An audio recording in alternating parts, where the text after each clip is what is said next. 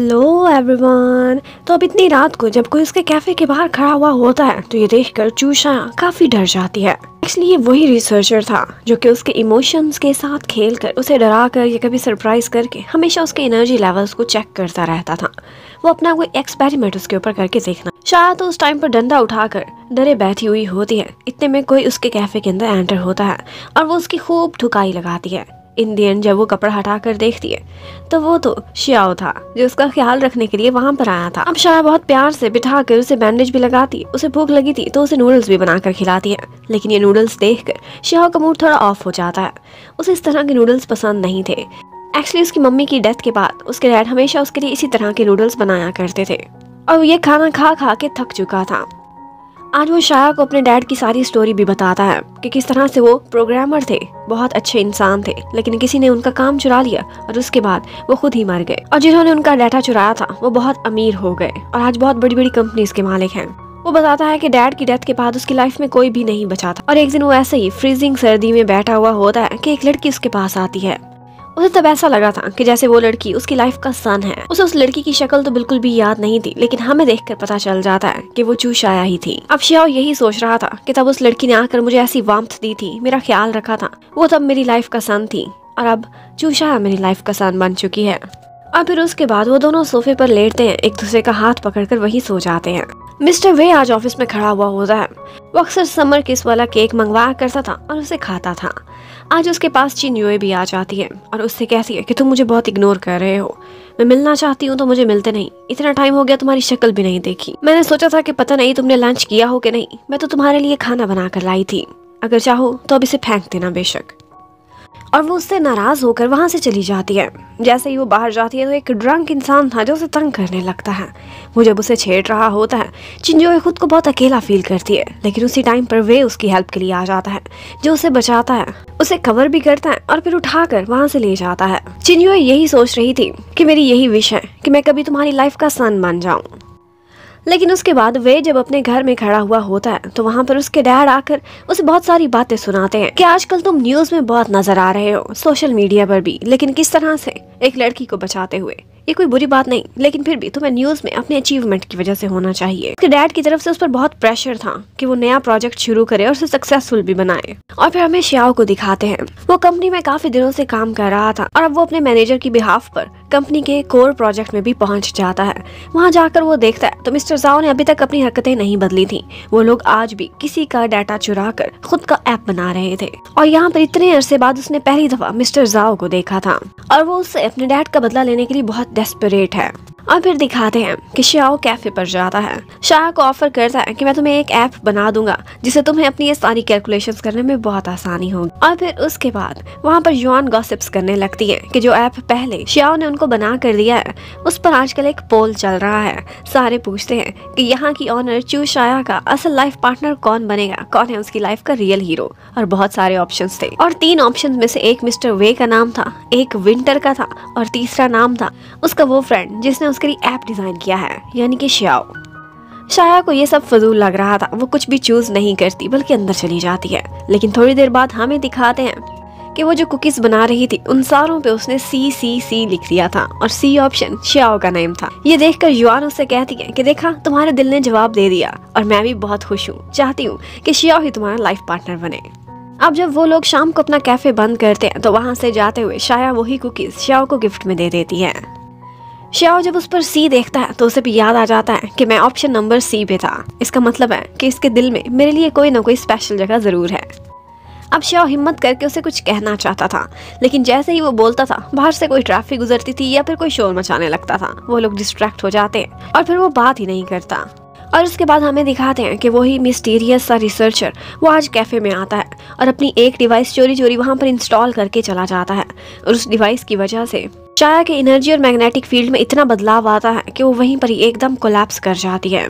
But thanks God and time पर Xiao भी वहां पर आ गया था और वो उसे उठा के फौरन प्रोफेसर चेन के पास लेकर चला जाता है। वो उसे चेक करने के बाद बताते हैं कि एक्चुअली इसकी डिवाइस में एक बग लगा हुआ था और वो उन्होंने अब रिमूव कर दिया था। वो कहते हैं अब इसके लिए नई डिवाइस बनानी पड़ेगी। कोई तो है इसका दुश्मन है जिसने सॉफ्टवेयर में कोई गड़बड़ की है, कोई ऐसी जगह पर टेलीपोर्ट होती कि हमें मिलती ही ना। इतने में वहाँ पर वही रिसर्चर आता है और प्रोफेसर चन को उस पर शक हो गया था। वो उसे अकेले में ले जाकर समझाने की बहुत कोशिश करते हैं, लेकिन वो भी अपनी बात पर अड़ा हुआ था। उसका कहना है कि अगर हमने इस पर एक्सपेरिमेंट किए और हमें बहुत सारा डाटा मिल गया तो ये एक बहुत बड़ा माइलस्टोन होगा जो हम अचीव करेंगे। लेकिन प्रोफेसर चन को बहुत गुस्सा आता है। वो उससे कार्ड छीनते हैं और उसे वहाँ से निकाल देते हैं। उधर युआन अब जिन पर टॉर्चर कर रही थी कि बताओ मुझे शाया के साथ क्या हो रहा है। इतने में वो लोग वापिस आते हैं और उनको युआन को भी सारा सच बताना पड़ता है। युआन ये सुनकर काफी हैरान हुई थी। सोचती है कि तभी लग रहा था कि तुम्हारी तो एज बढ़ी ही नहीं, तुम अभी भी 22 की ही लगती हो। आज युआन का कहना था कि शाया मेरे साथ मेरे घर पर रहे, लेकिन वो बताते हैं कि ये श्याओ से ज्यादा दूर नहीं जा सकती। तो अब श्याओ को भी वो कहती है कि तुम भी मेरे घर में ही सोफे पर एडजस्ट हो जाना। युआन के घर पर जाते हैं, जो कि घर उसने एक गैराज के अंदर बनाया हुआ था, लेकिन बहुत क्यूटली डेकोरेट भी किया था। उसका हाउस इतना कोजी था कि वहाँ पर आकर शाया को बहुत अच्छा लगता है, लेकिन वो अपने अनसर्टन फ्यूचर को लेकर काफी परेशान थी आज, और इसी वजह से उसे नींद भी नहीं आ रही होती। यहाँ पर जिन श्याओ को मशवरा देता है कि तुम अपनी फीलिंग्स उसे एक्सप्रेस क्यों नहीं कर देते, कभी विंटर बनकर उसकी हेल्प करते हो तो कभी श्याओ बनकर। लेकिन श्याओ का कहना था वो अपनी परेशानियों में है। इस वक्त अगर मैं लव एक्सप्रेस करना भी चाहूँ तो बेहतरीन तरीका यही होगा, तो बेहतरीन ऑप्शन यही होगा कि मैं उसके साथ समय बिताऊं और उसका सहारा बनूं। आज शाया बाहर बैल्कनी में बैठी होती है तो उसे बताती है कि आज जब मैं बेहोश हुई थी तो मुझे कुछ मेमोरीज आई थी। ऐसे लग रहा था कि जैसे मैं एक पहाड़ी पर दौड़ रही हूँ, कोई मेरा पीछा कर रहा है और फिर किसी ने मुझे क्लिफ से नीचे गिरा दिया। अब उसे श्योर नहीं था कि ये एक इल्यूजन है या एक मेमोरी। वो बहुत डरी हुई होती है, लेकिन जब श्याओ उसके साथ होता है तो वो उसे एक ट्रिक के थ्रू सुलाने में हेल्प भी करता है। उधर मिस्टर वे आजकल बहुत स्ट्रगल कर रहा था एक नई ऐप लॉन्च करने के लिए, लेकिन उसे इन्वेस्टर्स की तरफ से लाल झंडी दिखा दी जाती है।